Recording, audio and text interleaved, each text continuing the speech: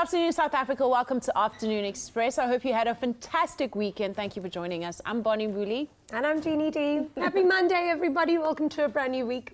Yes, and I hope you had a great Mother's Day. Happy Mother's Day to everyone who celebrated Mother's Day. Did you get your breakfast in bed, by the way? I got a beautiful breakfast in bed, and I got lots of beautiful gifts and cards, and Mommy, you're the best mommy in the world. So sweet. Yeah, so today we focus on health, and more specifically the autoimmune disease lupus. May is Lupus Awareness Month, and it's said that at least 5 million people worldwide have a form of the disease. Head over to our social media platforms where we want to know, has anyone in your life been affected by lupus? And share your story with us on Twitter at Afternoon Chat using the hashtag Afternoon Express, or comment on our Facebook page. Yeah, now it's important to note that there are different forms of lupus, which makes it very difficult to diagnose and even harder to currently treat. There is no definitive cure for the disease. Joining us now is Dr. Trevor Gerntholtz, specializing in kidneys, one of the organs commonly affected by lupus. Did I pronounce your surname correctly? Very well, very well. Good. Thank you very much. I love getting things right. Welcome to the show. Thank you very much. Thanks for having me. What exactly is a nephrologist? So a nephrologist is someone who looks after nephrons, and nephron is a Greek word meaning kidneys, basically, or filtering. So we look after people who have got different forms of kidney disease. We try and prevent them from getting onto a dialysis machine. Yeah. If they are unfortunate enough to end up there, we look after them on dialysis. Yeah. We try and do, in a very clumsy way, what nature has perfected over millions of years. So we look after their salts and electrolytes, the fluid balance. We also have to give them the injection that Lance Armstrong cheated with, EPO, to make their blood a bit stronger. And then if they're lucky enough to get a transplant, we look after them after they've had the operation as well. Sure. So kidneys are the organ most involved in lupus, in autoimmune disease. They're one of the organs involved in lupus, and that's why we are involved in looking after people with lupus. Okay. Usually ladies, unfortunately. It seems to be a disease. Why is that? Do doctors know? It's not really clear what causes it, but it must have something to do with the female hormones that make women more predisposed to this disease. Because it's basically your own immune system turning in on itself and attacking your own DNA. So it's almost like an allergy to DNA, which is found all over the body, and the kidneys are one of those organs that are most often affected. So there's different forms of lupus. Which is the most common, and what is the broader definition of what it is? So it's a disease that's multisystemic. It can affect almost any organ in the body, but the common places are the skin, the brain, the kidneys, hence us being here, and the blood system itself, the white cells, the red cells, the platelets that do the various parts of your blood. So those are the common organs that are involved, but it can, as I say, affect any organ system basically in the body. Yeah. And it's often a slow, grumbling process that takes a while to become obvious. So these poor people often go from doctor to doctor to doctor before the penny drops, and it's apparent that it's an autoimmune disease. When doctors start to deal with or diagnose the disease and then prescribe medication, what is the medication supposed to typically do? What does treatment try to do? Yeah, so lupus, by the way, means wolf. That's the name. So it's like a wolf is let loose in your own body, and that's quite a graphic description of what goes on. Unfortunately, there is no cure, as you rightly pointed out in the introduction, and the disease, the drugs that you use are meant to slow down this kind of eating away, ravenous, slow down the wolf. Breaking down. Unfortunately, we're not so clever, so the drugs we use are often worse than the disease. So it's a little bit of a dancing act, waiting for the disease to announce itself, typically around about spring when there's a lot of sun in the South African sky, and then coming in hard and heavy with these terrible drugs, and then as the disease pulling back slowly with the medication. But it's a little bit of a to and fro thing between the horribleness of the drugs and the horribleness of the disease. And it's often a lifelong treatment process. Yeah. Wow. So as of yet, there isn't yet a cure. No. But how easy is it? What's it like living with lupus? So I can only try and speak through the eyes and mouths of the patients that I see. Yeah. And I think it's very, very difficult because number one, a lot of people haven't heard of this disease before. So if you're at a dinner party or you're out with your friends and you're not feeling so lekker, and people say, you just don't look yourself, you have to explain that you've got this thing called lupus, and people think you may be making it up a bit, they haven't heard of it before. The disease side effects often make you, the cortisone often makes you put on weight and you become fat and blobby sometimes. There are other things that can happen. You can get thrush, you can get worse skin reactions from the drugs themselves.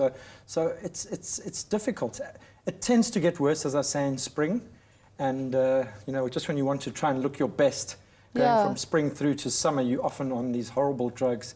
And then when winter comes, it often gets a little bit better. But it can be life-threatening. People can come in with seizures that don't respond to treatment and come in a coma. People can end up on dialysis, as I mentioned. So it's very, very difficult. Yeah. And how do you say you don't know what causes lupus, right? But what is the likelihood of could that stress maybe contribute? And why would somebody go to a doctor to be diagnosed?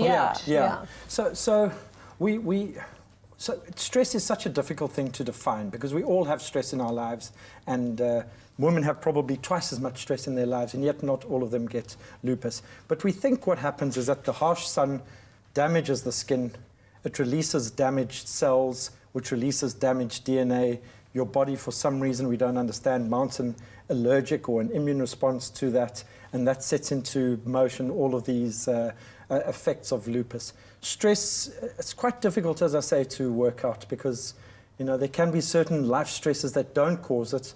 And I think people often try and date things from an emotionally distressing event. So that's not really clear if stress is a cause. But definitely harsh sunlight, definitely falling pregnant, sometimes the contraceptive pill, which contains estrogen hormones. So it's a difficult disease. And we're seeing an increase in people who are contracting It may just be lupus. that people are becoming more aware of it, and that there's more testing of people getting their urine tested, and they can find the protein or blood in the urine. So it may just be that people are becoming more aware of it rather than that there is an increase. But maybe with the climate change, maybe there is an increased ultraviolet irradiation effect that's causing more lupus. It does occur in men as well. And it can be very harsh in men, but typically in women. Sure. Wow, stress. It is a sure. Yeah, it is. It's scary. Thank you so much for explaining everything to Pleasure. us. We're a little bit more enlightened. Thank you for having us. Thank you for being Thank here. you. Head over to our social media platforms and add your voice to the conversation. Has anyone in your life been affected by lupus? Tweet us at Afternoon Chat using the official hashtag Afternoon Express, or comment on our Facebook page. And after the break, we meet two ladies who each live with a different form of lupus. Plus, we head to the kitchen where Chef Clem puts a local twist on a French classic. We'll be right back. Presenter Search on 3 is finally here. Join us in Cape Town when we show you the good, the ridiculous, and the real contenders to be the next face of SABC3. Hello, South Africa. Would you want to see me on your TV? When you present, you have to be passionate about it. That's the language speaking right now, right? Come join the music. Come dance with me. I just want to dance. That's this Thursday night at 7:30 on SABC3. The stage is yours.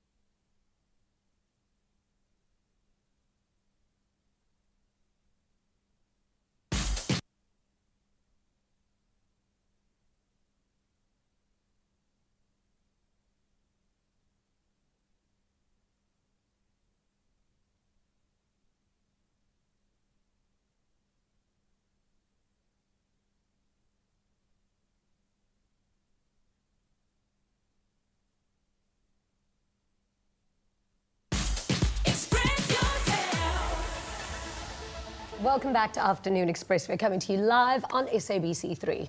Now, May is Lupus Awareness Month, and if you've just joined us, today we are learning all about the autoimmune disease and how it works, because the symptoms of lupus are hard to diagnose and easily mistaken for other conditions. People who have the disease often don't even know it. So we're joined now by two ladies who live with different forms of lupus, both of whom had no idea at first. Siphe, Ntsabo, and Nande. How do I pronounce your surname before I butcher it? Qongqo. As well as Dr. Trevor Gerntholtz. Welcome back. So I mean, is lupus similar to any other diseases, which is if it's diagnosed later, it's already stronger or deeper into your body? How did you ladies first find out that you had lupus? Okay, so with me, it started in 2008. That's when I started noticing symptoms. I would have sore joints, and that actually I discovered end of 2008. And then after that, so I went to see a doctor, and they're like, maybe you could be having arthritis. And then after that, I started having swollen glands. So I went to a GP, and she thought she would be able to treat it. So I was on antibiotics. And then the joints became painful again. And then now this time around, they started swelling up. So I didn't know what was happening. And then I went to the hospital. That's when then they started running a lot of tests. And then the doctor, one of the first questions he actually asked me was, when last did you do an HIV test? Because I had like swollen glands and I was fatigued all the time. So he ran a few tests, and then he's like, okay, there's a lot of protein in your urine. I think we need to do a kidney biopsy. And then after that, he's like, okay, you have what we call lupus. And I was like, okay, what's that? And he's like, no, there's no cure for it. And however, we can manage it. So when I heard no cure for it, I was like, okay, I'm dying. And I was like, no, you're not dying. We managed to catch it on time. So we've got this. And yeah, so soon after that. Yeah. That's so how you I started found it. treatment soon after that? Yes, definitely. And Sita, how did you find out? Well, it started all in 2009. At the beginning, I was losing a lot of weight, joint pains, swelling of the body, and no appetite. So I went to the doctor. It was an up and down process because they would find water in my lungs, and they would just send me back and forth and say it's pneumonia. And on the October, before my exams, I was very sick, swelling of the body, couldn't do anything. And then I was put to the hospital, and then I was transferred to another hospital where there were specialists with the renal clinic. That's where they took a lot of bloods and DNA, and I was in hospital for months and months. And after that, they did a kidney biopsy to see what could be the cause of all these symptoms that I have. And they said to me, no, you've got lupus. When I first heard that word, I was like, okay, what's going on? Why am I having this? Why did I, And my mind was running. The thoughts in my mind was like, I'm gonna die. I'm gonna leave my family at such a young age and all that stuff. But I learned to learn about it more and more and more. And there were times that I would think of suicidal thoughts, like commit suicide and all that, because I didn't know why I had this little thing. I don't know what it is and all that stuff. Yeah. But then I overcame that thought, and it's better to overcome it, like to the support that you have. And the doctors are very supportive in all the way.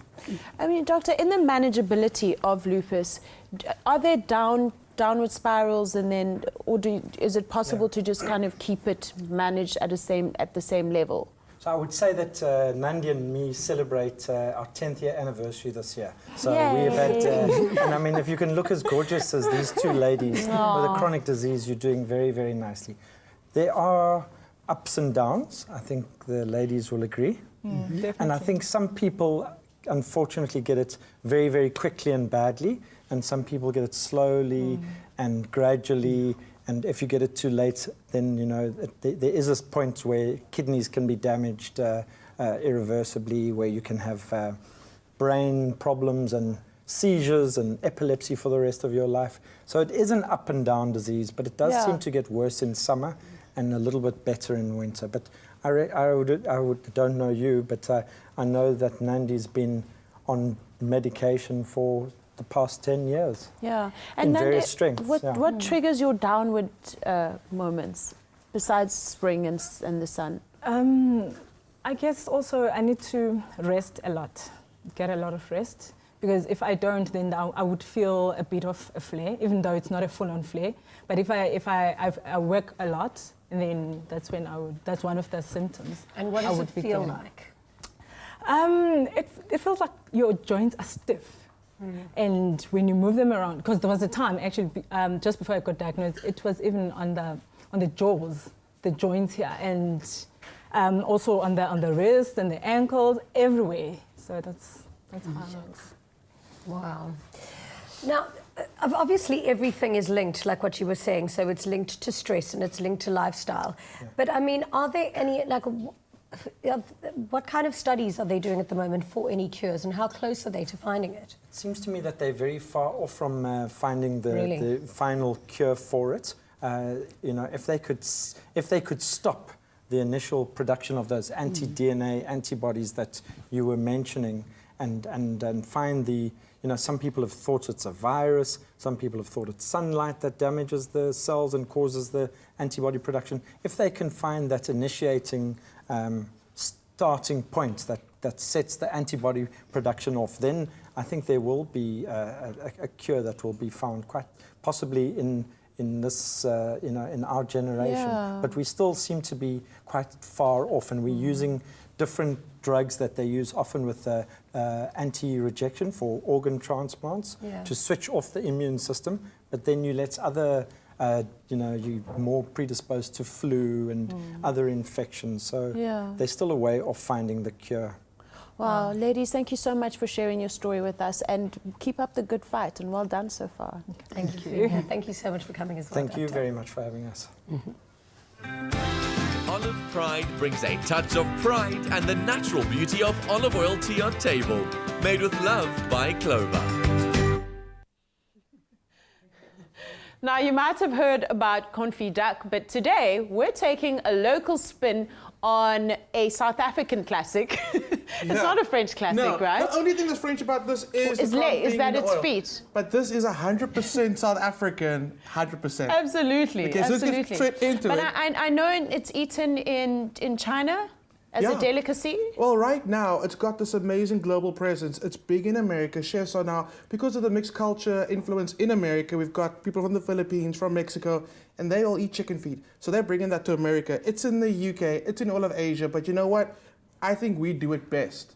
So I've taken it, the normal method of it. It's also in the anti-aging space because it's got a lot of collagen. Exactly. So you know what? Save your money on the surgery fees every month, or maybe for the Botox. Just eat more chicken feet. Absolutely. Now, the culinary term confit means to slow cook in fat or oil at a low temperature. Olive Pride blend is what we're using to cook this popular South African dish today, and it contains a delicate mix of seed oils and extra virgin olive oil, delivering a wonderful almond aroma and flavor that is perfectly suited for this dish. Now, if you want to surprise your dinner party guests with the recipe, SMS Clover to 33650 to get the list of ingredients sent to you. So, Clem, this is very interesting and very exciting. All right. I love chicken feet, by the way. Me I too. have them at least like twice a month. You do? Yeah. All right, well, now we're going to get all of our viewers at home eating as well. Collagen. Okay, let's talk about how we actually prep them. So this is what the foot looks like when it's still in its state, when it just comes with the chicken. Yes. You got that like yellow tinge to it, and you still got the nails on it. So taking the yellow skin off is quite easy if the sores are kind of started the process for you. And then literally all you do is you just pull it off. You don't want to cook it with this on. This will go extremely chewy. You don't want that. So you soak it in hot water for this yellow skin to come off, right? Yeah, absolutely. So let's talk about the part of removing the nails. So some people just tend to cook it with on. If you like that, that's fine. Yeah. And then some people just cut just where the nail ends, but that's not the trick. The trick is you got to move it a little bit, and you kind of see where that first hinge is. That's where you want to cut. You haven't mentioned the third group of people who eat the nails. Yeah, I'm saying, so some people leave it out. Some people eat the nails. They eat the nails. All right, I didn't know about that. Okay. Then you got this little soft pad on the inside. You might see a little black spot. That's what is just the black spot? Is it just the callus? You know what it is? It's just the contact that the foot makes with the ground. Oh, with the ground. And that I just cut off as well because you can eat it, but it's just super chewy, as you can imagine. So that comes off. And you got a beautiful, clean chicken foot. Yay! Okay, so the trick now, you get them into your pot, a cold pot, just like that. Okay. And I've got some thyme, just a little bit, and some of our roasted garlic. I must say, it does look like a Santon chicken. Does it? Does it? Okay. We bring a little passion there. So manicured. There we go. Yeah, so I'm actually going to use the oil 3 ways. The first time I'm going to use it is to slowly cook our chicken, and it cooks for, I'm saying slowly, for like up to 2 hours. You can slow cook the chicken feet in oil. Yeah. You could do it in stock or in water. Wow. But I want to show you how you can actually use the oil and get the most out of the flavor out of it. Okay. Slowly cook it for up to like 2 hours, and it looks like this. Beautiful, soft, and you know it's ready when you give it a shake, and it kind of moves on its own. And it gives way. All right, so let's swap it over. Let me try. I didn't know that. It's so good, yeah. Actually, what I do is I actually put all of them into a dish and I shake it. If they all move on their own, you're winning. So let's turn this guy up again. This is the same oil that I cooked those ones in. So you keep the oil at an even temperature? Yeah, I would say low, as low as your stove can go. And you'll see, it picks up temperature for 2 hours. Then what you do is with that same oil, you crank it up after these are cooled slightly, and you add them to your pot. Here's the thing, guys. There's a lot of collagen in there. Once collagen reacts with the heat and the oil, it's going to pop. So pop the lid on and then give it a little bit of breathing room, just like that. You're going to hear things, okay?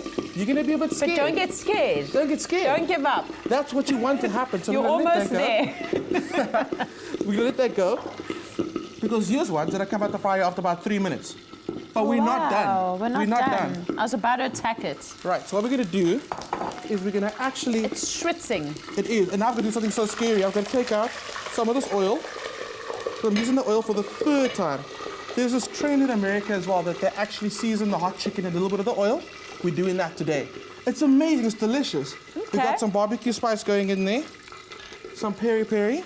Uh-huh. And I like a lot of peri-peri with this. These wings are... wings. These feet are really hot. So garlic powder going in. You mix that up. You might want to add a little more oil. But then you dust the chicken feet in these guys. All right. Flavors are going to become so intense. These deep fried ones, you now put them in there. Yeah, okay. a little bit of that oil, and they come out looking like that. So you get this fiery, garlicky crust on the feet. A squeeze of lemon. Lemon just helps cut through all that fat. It's honestly, it's one of the best things we've made in this kitchen this whole year. Are you serious? It is mad well, good. I can't wait to dig in because these feet definitely look like they're made for walking. Thank you so much, Clem. Local is always lacquer. Remember to SMS the keyword Clover to 33650 if you'd like to give this a go. And if you missed it, here's a quick recap of the steps.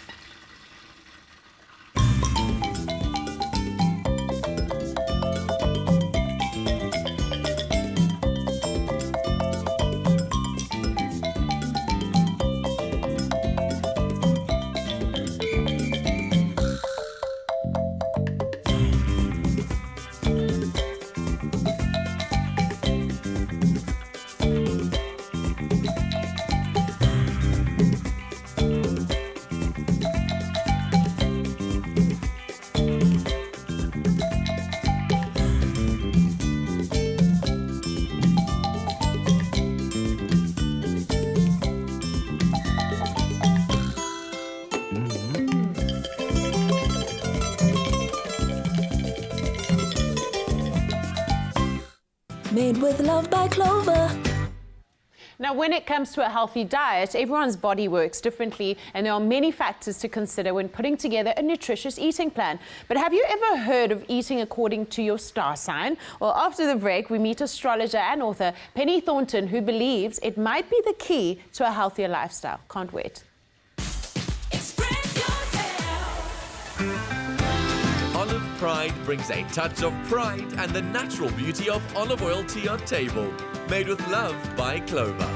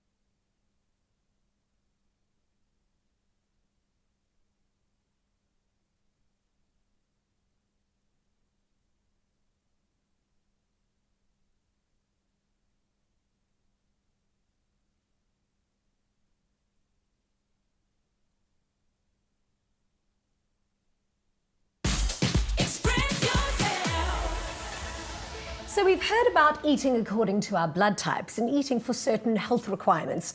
But have you ever eaten according to your zodiac sign?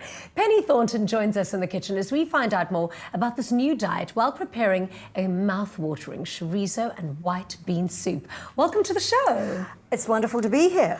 Now, you're going to have to explain this one to me because I've literally tried every diet on the planet, but I've never tried eating for my zodiac sign before. How does it work? Well, we haven't got half an hour here for me to give you the theory, but everything, every piece of produce, plant, animal, belongs to a certain sun sign or a certain planet. So, and this goes back thousands of years. So I've compiled this whole list of fruits and produce that goes with each of the sign. But just very quickly, I mean, it should be something that you want, that you feel that you like very much. Your body should be telling you, I really love heat. I really love chili. And I know that's in your case because both of us are Aries here. So heat is important to us, both in terms of the sunshine, but also in terms of the things that we like to eat. Yes, absolutely.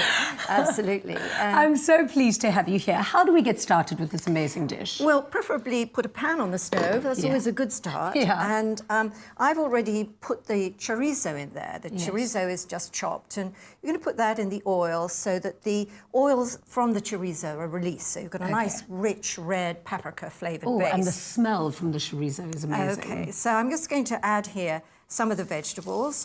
We've got onions, we've got fennel, all chopped, and we've got a little carrot as well. Lovely. And then what I do here is, obviously I want to coat everything with the oil. Delicious. And I also put a little salt in at this time because that needs to release the water from the onions. And then I do something that not a lot of people would do, but that is to add some butter. No, trust me, in this kitchen, that's our #1 favourite ingredient. I am the butter queen. I love butter. Whatever you can do to, make this, to make something richer and more flavourful, just add butter. Just don't even think about it, just add butter. And then that's just going to cook for a little while. That's going to cook for about 10 minutes. You want to really cook it down so you've got a really, really good mulch, in there. So, I mean, we can proceed. We can do television cooking Well, here. I want to ask you a few questions first because, I mean, now that you are my favourite astrologer, it's also because you've had other star clients. One in particular was the late Princess Diana. Indeed, How did that relationship come about? Well, it came about really because I was actually friends with the Duchess of York and Prince Andrew, so it wasn't very long before, they both said that Diana would really love to have her chart done. So that's how it came about. But when it actually did happen, it was really a great surprise because I had sort of forgotten that Diana was interested in astrology. And the phone rang one morning while I was working. And I picked up the phone and I said, hello. And this voice said, oh, hello, it's the Princess of Wales. So she just phoned you directly? She phoned me direct. I had no kind of heads up that this was going to happen. So it was a great surprise. But we had a lot in common. We both loved ballet and we had sons exactly the same age, little boys as they were then. And I explained to her that I couldn't actually see her because I was finishing a book and I had a deadline. And she said, oh, well, no worries. That's probably the first time she's ever heard that. Sorry, Princess, but I'm busy writing my book. I'm busy right now. And so we continued to talk for a while. And then just as we were about to say goodbye, she said to me, well, I am looking forward to seeing you. She said, I just really need to know if there's a light at the end of the tunnel. And when I heard that, I thought, oh, my goodness, this is serious. This isn't someone who just wants to enjoy themselves, knowing about themselves. This is someone with a problem. And I was there a few days later at Kensington Palace. What was it like meeting her for the first time? Well, a little awe-inspiring. I mean, she was such... I mean, she is as she was, if you see what I mean. However, we're used to seeing her on footage. She is that warm. She is that... She has that aura, that charisma that sort of goes ahead of her. So. Amazing. And did she eat according to her zodiac? Because let's have a look and see how this is going. It's going, but we can move on. Yeah, what's our next step?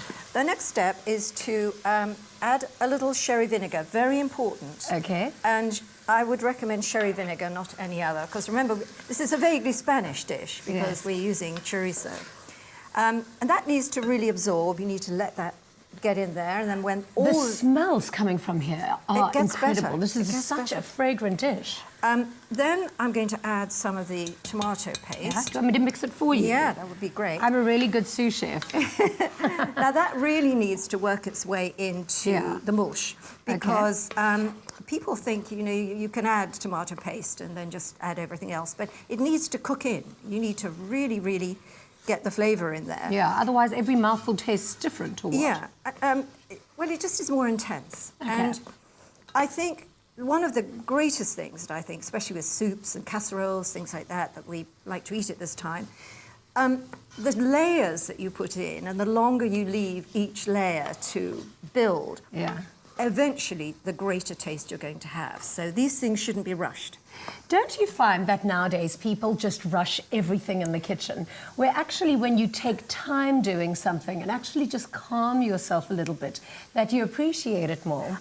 Absolutely. And I mean, I learnt the hard way because I'm an Aries, so I do everything in double quick time. And I never bothered to look at a whole recipe. I would just open the book, start the recipe. And then, of course, halfway through, you realise something has to marinate for 2 hours. So you're kind of stuck. So reading your recipe through very carefully, taking your time with it, they're the secrets of actually ending up with a decent kind of dish. How did you learn to cook?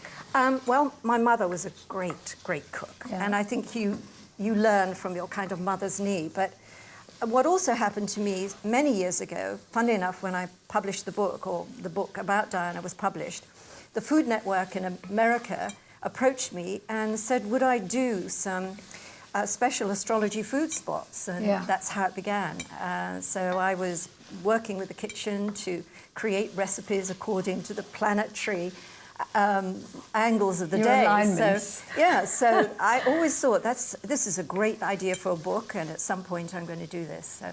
That is wonderful. Okay, so, now what are we adding? Well, actually, what we need to do first is to take the tomatoes in. Okay. Whole peeled? These are tinned, and I like to use the cherry tomatoes because they're a lot sweeter. And often I will mulch them before they go in, but I wouldn't recommend this because we'll have tomato all over us. Well, I love tomatoes, and apparently the more tomatoes you eat, the better it is for your skin. Apparently tomatoes are really, really good for your skin.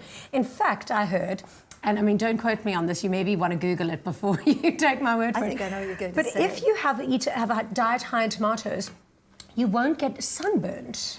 That's very interesting. But as I'm going to Google that in the ad break. You can actually put tomatoes on your face. I mean, they do in parts of Italy. They maintain their beautiful skin. Tell me how. Because of the tomatoes they have there. They use it as a kind of skin, like a mask. So. Watch me leave here this afternoon and go and sit at home filled with tomatoes. I will not age. Tomatoes on my face all day. So I'm going to actually add the stock now. And, I mean, this is really very simple. This is not a hard dish. But it packs a powerful punch as far as we're thinking about flavour. So you let that come to the boil. And once it does, you put it right down to simmer. And I usually leave just a little bit of a gap there, and about 40 minutes just to get together. And what you'll find is that the oil will separate from the liquid. Yes. And that's when you know it's great. That it's done. It's great, yeah. Okay. And finally, before you serve, you pop in your chorizo, your white beans, and finally serve with fresh coriander and sour cream. Well, we're going to still do this because I'm enjoying cooking. You want to do the in the whole kitchen thing? So much. Well, yeah, we'll let this cook for a little while longer if you want. Now, I want to know, what is the effect, if you eat correctly, according to your zodiac, what is the effect on your body?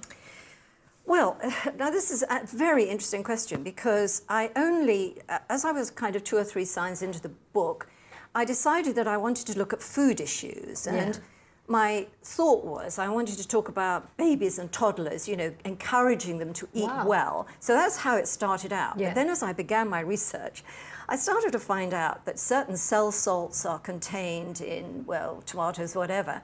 And those are the cell salts that go with the signs. So that by eating the foods rich in those cell salts that go with your sign, you're almost preventing certain conditions that your sign is prone to. So Wow. it's like a from a disease preventative kind of thing, or from a behavior kind of thing. Like, will it affect your behavior? Will it make you happier, or will it affect, like, if you're like prone to get sick or indigestion, Well, we all- yeah, well- IBS or whatever it is that people get from eating badly? Well, what we eat, of course, is going to help us to be healthy. So it is primarily a health thing. But for instance, especially with the Saturn rule signs, and you think about Capricorn and Aquarius, who can get a little bit moody and groody, they will probably benefit from some red pepper, things that are red and hot. And that does affect the levels of, in your body, and it brings out a positive element. Well, I'm looking so forward to finding out more about this book. We're going to do that in a little while. But if you'd like to get this recipe sent directly to your phone, simply SMS the keyword START to 33650. SMSs are R1.50 each, and no free SMSs apply. And we'll send you the ingredients list and a link to this absolutely delicious dish. I wish you could smell it now. It's so good. And of course, if you'd like to see more of Penny and learn more about the stars, be sure to tune in on Wednesday for more Zodiac cooking.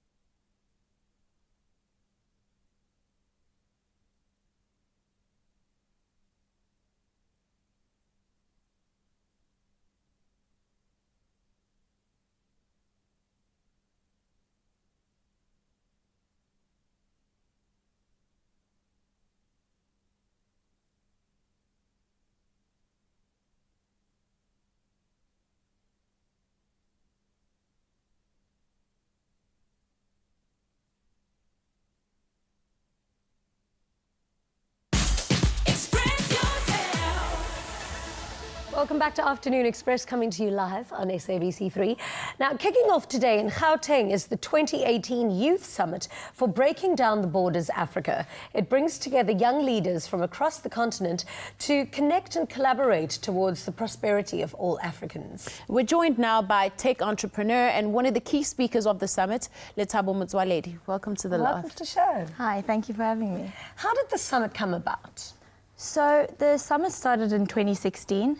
And it was, as it's so rightly named, breaking down borders within Africa. I think a lot of the times, many people around Africa tend to live in isolation, and not knowing or travel around Africa is also very difficult. So it was more around bringing Africans together, understanding how the different countries and cultures are. And that happened for 2 years, and I think the delegates then started to realize that there needs to be a place where young voices can voice themselves about policy issues and about things that affect them as Africans. And that's when the summit was born last year, the inaugural summit, and this week is the second one. Wow. Right. Yeah. I mean, I've always said that Africa's biggest challenge is the fact that there's not enough communication and not enough sharing of ideas. And inter-African and we don't travel to each other's so continents, obvious, or countries. I can't, like, when I was invited to come speak at this conference, I said, yes, I have to. There's something that I will learn from everyone else that's there, but that's so rightly true. Like, travel amongst African countries it's so much easier to go to Europe. It's so much easier to go to Europe than else. it is to Africa. But it's so important to understand what's happening within our own ecosystem, within our own neighborhood. But hence why conferences like these or tours like this are so important. But also, and I say this as a South African, we tend to think we're first with everything or that we're the only ones to experience it. But I'm a previous Mandela Rhodes Scholar, and I learned from all the other scholars across the other African countries that, yes, so many South Africans Africans have been through the same things. And if we could just converse, we would learn so much from each other. And whatever we're facing as a country is actually not unique. And there are other people that we really can learn from if we just talk. Yeah. And I suppose historically that's what the strength of colonialism was, is that it kept Africa divided. Exactly. What will you be speaking on specifically? Well, I'm a tech entrepreneur. I've been running a design agency for 3 years, and I'm running back into the whole startup mode this year with a new product I launched. But I really love how technology is an empowering factor in Africa. I'm reading a book by Peter Thiel called 0 to 1, and it really talks about how people or entrepreneurs need to create something new in a world where they believe there's nothing new to create. But in Africa, there's so much more we could do, and there's so much more that technology can help accelerate that. And I'll be talking about how we can create new types of technology that are homegrown and particularly impact us and work for us. And it's not a Silicon Valley cut and paste that actually just won't work here. Yeah. Absolutely. Who are the other delegates, and who are some other speakers that you're looking forward to hearing? I'm so looking forward to hearing my one good friend, Vivian Onono. She is well known for all the various committee she's on. She's also youth advisor for the UN, but I know her as the lady that speaks to first ladies. She advises a lot about girls' rights and education and the likes. And there's also a South African scientist who's won 49 awards in science, engineering and technology. His name is Sir Stuart, and I'm quite excited to hear from him, as well as there's an African photojournalist from Kenya. He's an activist, and I'm really, really excited to hear from him. He's won 2 actually of the CNN Photojournalism Awards. And I'm quite excited to hear from him, and actually just the delegates. There's so many people that are just going to be coming there with their pearls of wisdom that I can't wait to hear. So I'm going early to listen to everyone speak. Would you say that we're seeing more and more women being pushed to the forefront on these platforms as Africa? We don't have a choice, eh? It's finally we don't have our a choice, time. but you'll be surprised. Yeah, it's and it's not so much that we were in hiding. It's just finally there's an opportunity for women to speak, and finally we're breaking down, stereotypes that, you know, women can't be entrepreneurs, women can't be activists, women can't do all these. We're finally taking it by the horns, and that's why we're here, I suppose, and we're good speakers. Yeah, but you really are such a good speaker. You are lovely. Okay, I wish we were coming to hear you speak. Well done. Thank you very much. Thank you. All right, we're going to be back after the break where we continue our conversation around lupus. We'll see you after this.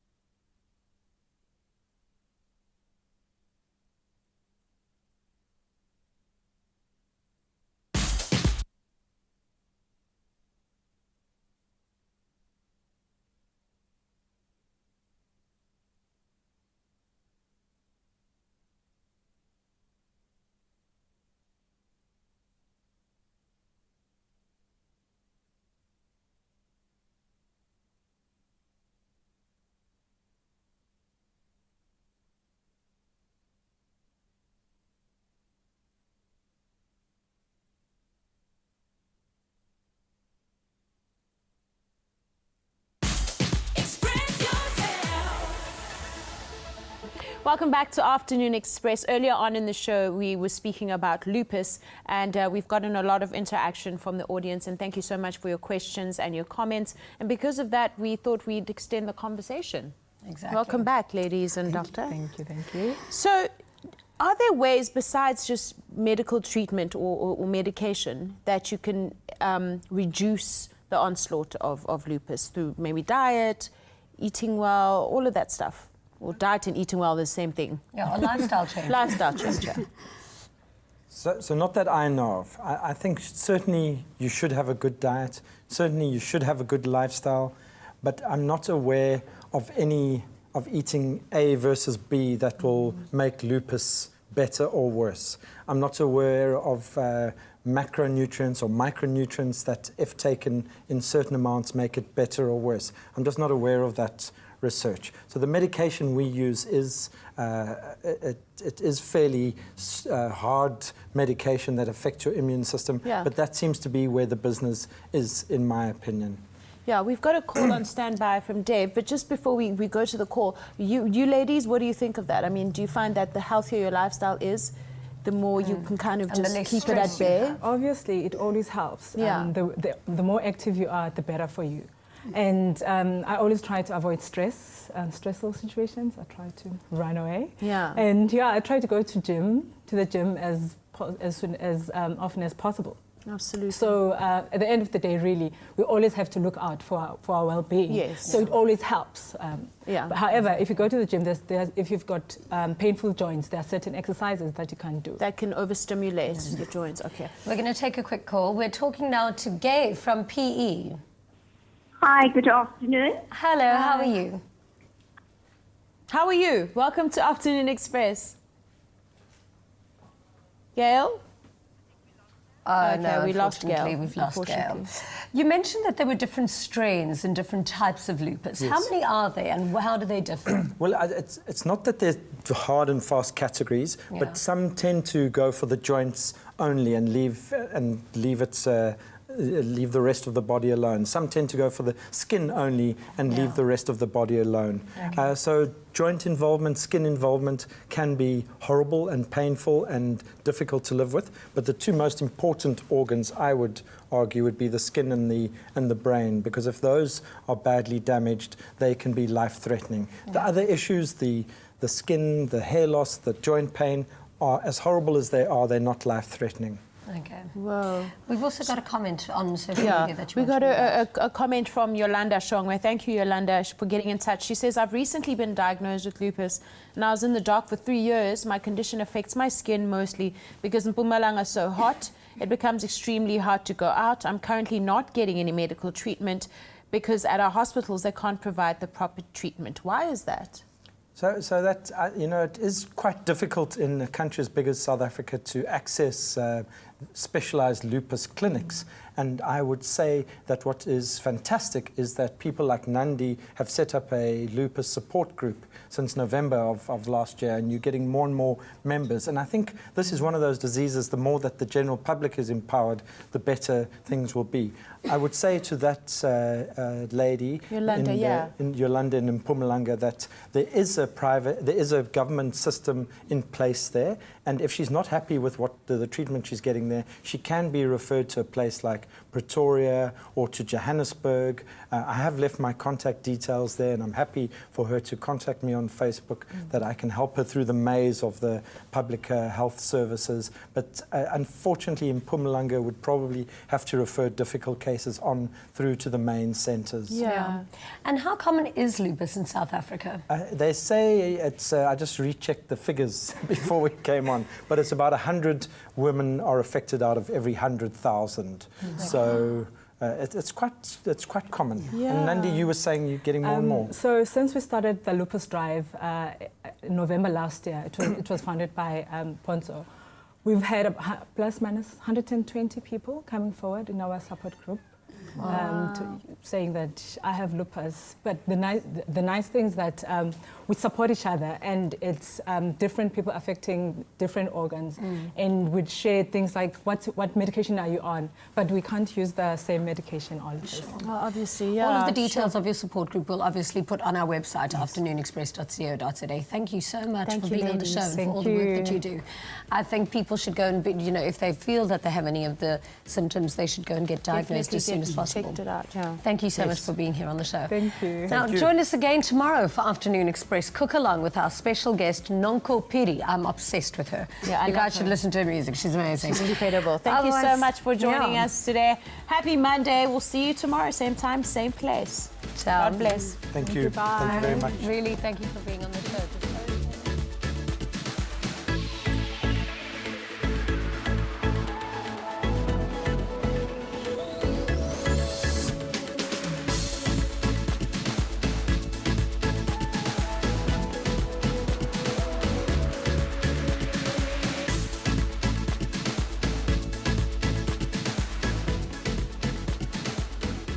Afternoon Express, made with love by Clover.